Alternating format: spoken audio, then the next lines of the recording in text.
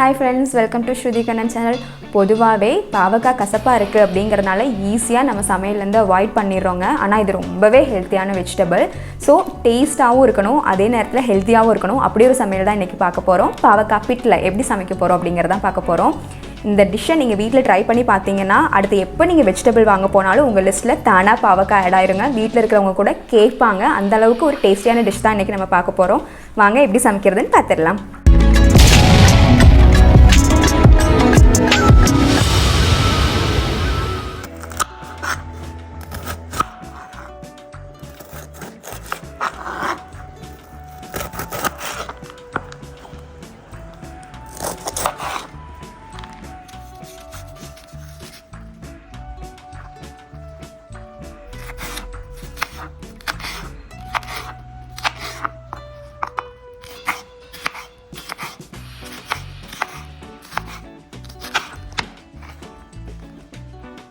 பாவக்காய் பிட்லை செய்கிறதுக்கான இன்க்ரீடியன்ஸ் எல்லாம் பார்த்துடலாங்க. பாவக்காய் இந்த மாதிரி குட்டி குட்டியாக சாப் பண்ணி எடுத்து வச்சுக்கோங்க.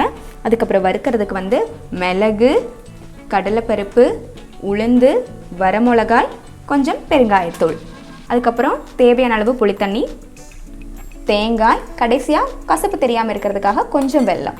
காயை ஃபஸ்ட்டு வேக வச்சு எடுத்துக்கலாங்க. அதுக்கு என்ன பண்ணிக்கலாம்னா புளித்தண்ணி விட்டு இந்த புளித்தண்ணியிலே வேக வச்சு எடுத்துக்கலாம்.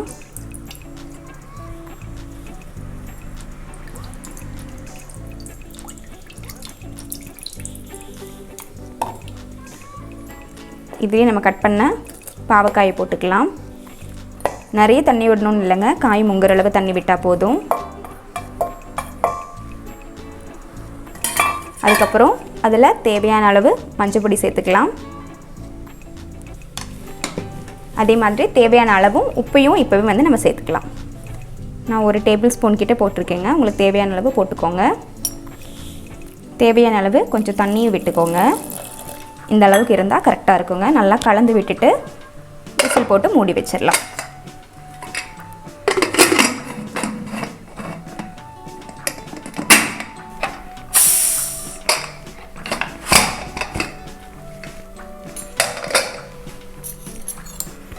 பாவக்காய் சூப்பராக வந்துருச்சுங்க. நல்லாவே வந்திருக்கு. இனி அடுத்து பொடி பிடிக்கிறத பார்த்துடலாம். அரைச்சி விடுறதுக்கு என்னெல்லாம் தாளிக்கணும் அப்படின்னு பார்த்துடலாம். ஃபஸ்ட்டு தேவையான அளவு எண்ணெய் விட்டுக்கோங்க. எண்ணெய் லேசாக காஞ்ச உடனே நம்ம எடுத்து வச்ச இன்க்ரீடியன்ஸ் எல்லாம் ஒவ்வொன்றா சேர்த்து வறுக்க ஆரம்பிச்சுக்கலாம். ஃபர்ஸ்ட் நீங்கள் போடும்போது ஸ்லோ ஃப்ளேமில் வச்சுக்கோங்க. ஃபஸ்ட்டு உளுந்து,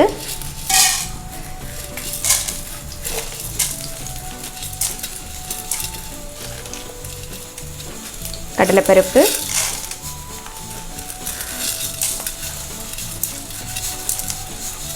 அதுக்கப்புறம் வரமிளகாய் காரமாக இருக்குன்னா இன்னும் கூட சேர்த்துக்கலாம். அதுக்கப்புறம் குருமிளகு.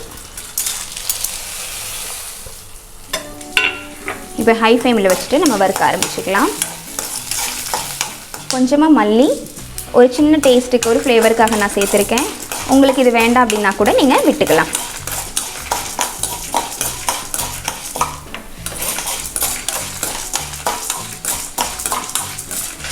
இப்போது தேங்காய் தூவல் கூட நம்ம வறுத்தது எல்லாமே உள்ளே ஆட் பண்ணி கொஞ்சம் கெட்டியாக அரைச்சி எடுத்துக்கலாம். பெருங்காய பொடி சேர்த்தாலும் சரிங்க, இல்லை கட்டி சேர்த்தாலும் சரி. எப்போவுமே கட்டி கொஞ்சம் நல்லாவே டேஸ்ட் கொடுக்கும். ஸோ அதனால் நான் கட்டி யூஸ் பண்ணியிருக்கேன். நம்ம தேங்காய் அரைச்சி வச்சது வறுத்து வச்சதெல்லாம் அரைக்கிறோம் இல்லைங்களா, அது கூட இந்த பெருங்காயத்தையும் போட்டு அரைச்சி எடுத்துக்கலாம். இது நல்லா எண்ணெயில் பொரிஞ்சு வருங்க. இப்போ இதையும் நம்ம அரைக்கிறதுக்கு ஆட் பண்ணிக்கலாம். கொஞ்சமாக தண்ணி சேர்த்து அரைச்சிக்கலாங்க, ரொம்ப தண்ணி விட வேண்டாம்.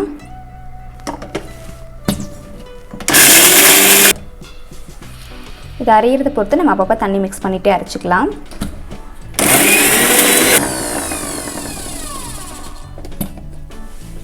அவ்வளோதாங்க, சூப்பராக அரைஞ்சி வந்துருச்சு. இதுதான் கரெக்டான கன்சிஸ்டன்சி. இப்போ இதை நம்ம வேக வச்ச காய் கூட ஆட் பண்ணிக்கலாம். இப்போது நம்ம வேக வச்ச பாவக்காய் இருக்குங்க, இது கூட நம்ம அரைச்ச பேஸ்ட்டை ஆட் பண்ணிடலாம்.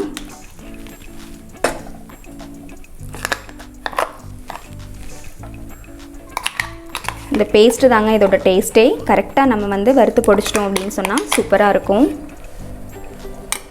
இது நல்லா ஒரு தடவை ஃபுல்லாக கலந்து விட்டுக்கலாம்.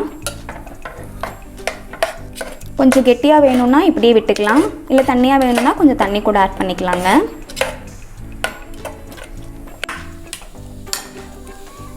இந்த மாதிரி லேசாக கொதிச்சு வரும்போது தேவையான அளவு வெல்லம் போட்டுக்கலாம். கொஞ்சம் உங்களுக்கு கசப்பு தெரியாமல் இருக்கும்.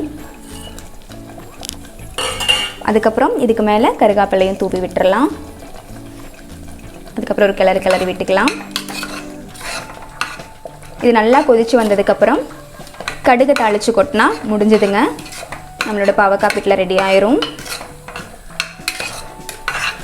பிட்லைக்கு நம்ம கடுகு மட்டும் தாளித்து கொட்டினா போதுங்க, வேறு எதுவும் வேணாம். கொஞ்சம் கூட காரம் வேணும்னா வரமிளகா வேணால் சேர்த்து தாளிச்சிக்கலாம்.